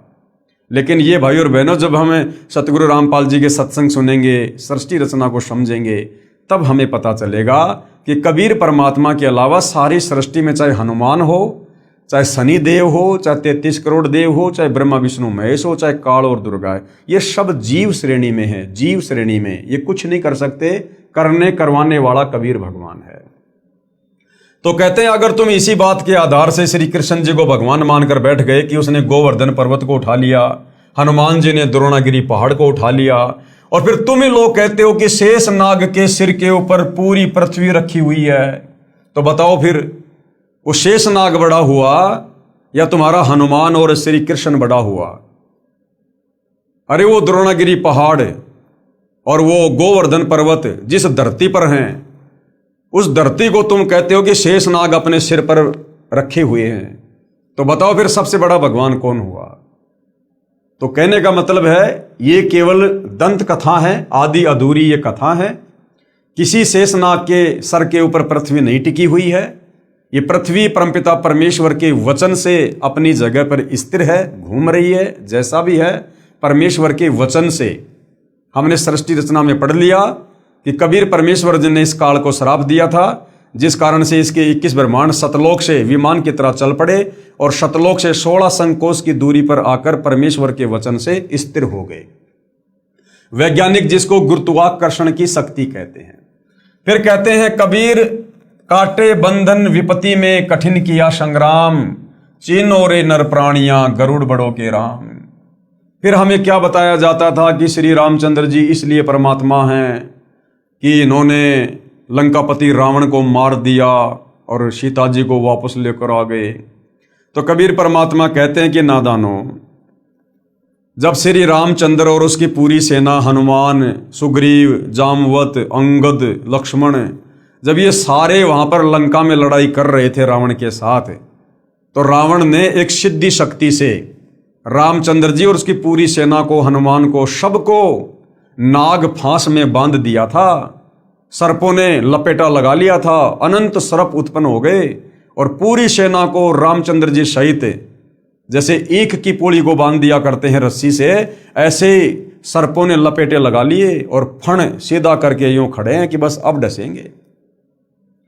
उस समय श्री रामचंद्र जी ने, जिनको तुम परमात्मा कहते हो, सर्वशक्तिमान कहते हो, जो एक सर्प से, एक सांप से अपना बंधन नहीं छुड़वा पाए, उन्होंने अपने वाहन श्री गरुड़ पक्षी जी का आह्वान किया, उनसे प्रार्थना की। उसी समय गरुड़ पक्षी प्रकट हुए और बहुत सारे रूप बनाए अपनी सिद्धि से, और अपनी चोंच से उन सर्पों को काटा, मारा और रामचंद्र जी और उसकी सेना को बंधन मुक्त किया। तो बताओ फिर राम बड़ा हुआ या फिर वो गरुड़ बड़ा हुआ, जिस गरुड़ ने तुम्हारे रामचंद्र जी के भी बंधन काटे? काटे बंधन विपत्ति में कठिन किया संग्राम, चीनो रे नर प्राणियों गरुड़ बड़ो या राम। कबीर कहे कबीर चित चेत हूं शब्द करो निर्वार, श्री राम ही करता कहत भूल पड़ो संसार। कबीर जिन राम कृष्ण व निरंजन कियो सो तो करता न्यार। क्या कहते हैं कबीर परमात्मा कि जिस भगवान ने तुम्हारे श्री कृष्ण जी को भी बनाया, और श्री कृष्ण यानी ब्रह्मा विष्णु महेश के पिता, निरंजन यानी इस काल को भी बनाया, कहते हैं वो परमात्मा तो कोई और ही है।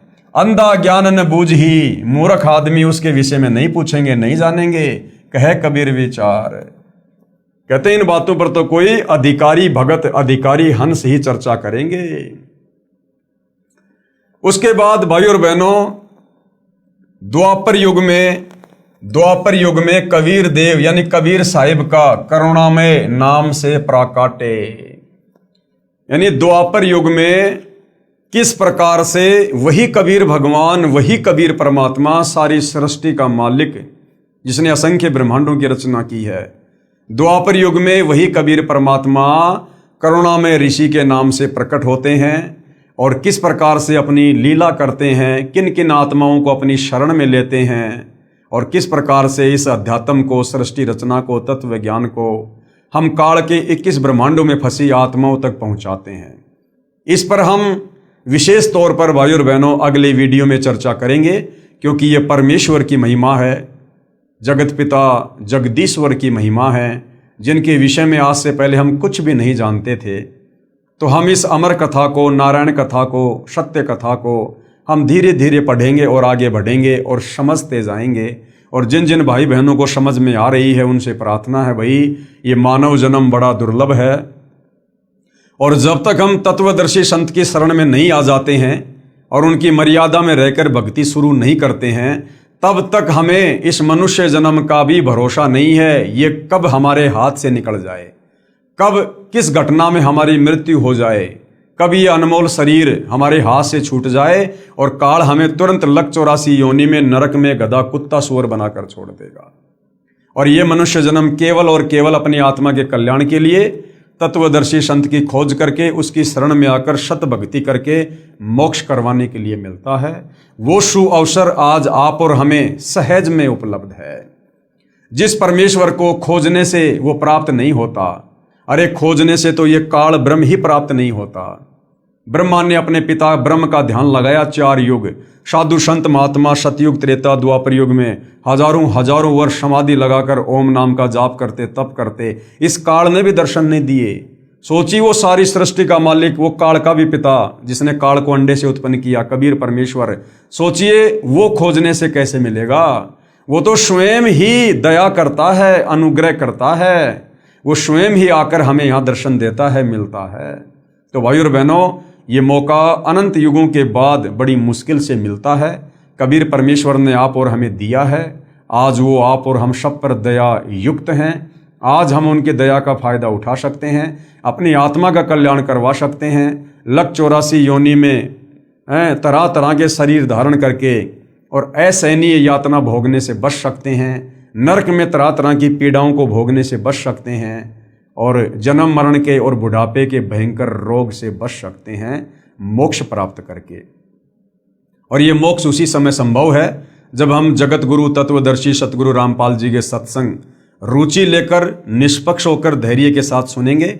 ज्ञान समझ में आने के बाद हम उनसे उपदेश प्राप्त करेंगे और फिर वे जो मर्यादा बताएंगे, जो नियम बताएंगे, उन नियमों में रहकर यदि भक्ति सफल करेंगे तो भाई और बहनों हमारी आत्मा का कल्याण होगा। ये जन्म जन्मांतरों का कष्ट हमारा कटेगा जो हम इस काल के 21 ब्रह्मांड रूपी जेल में काट रहे हैं। तो भाई और बहनों, आज की वीडियो में केवल इतना ही। यदि ज्ञान समझ में आ रहा है तो सतगुरु रामपाल जी से अविलंब नाम उपदेश लें और अपनी आत्मा का कल्याण करवाएं। तो आज की वीडियो में केवल इतना ही, बाकी चर्चा हम कल करेंगे परमेश्वर की महिमा में। तब तक गुरुदेव भगवान हम सबको आज्ञा दे, आशीर्वाद दे, सद्बुद्धि दे, हमारा मार्गदर्शन करे, हमें भ्रमने भटकने से बचाए और गुरुदेव के कर कमल से लिखित ये पवित्र सृष्टि रचना, ये हमारी इस 2 कोटि की इस बुद्धि में समाये, हम इसको समझ सकें, हम अमल कर सकें और अपनी आत्मा के कल्याण के लिए नाम उपदेश ले सकें। बंदी छोड़ सतगुरु रामपाल जी परमेश्वर जी की जय हो।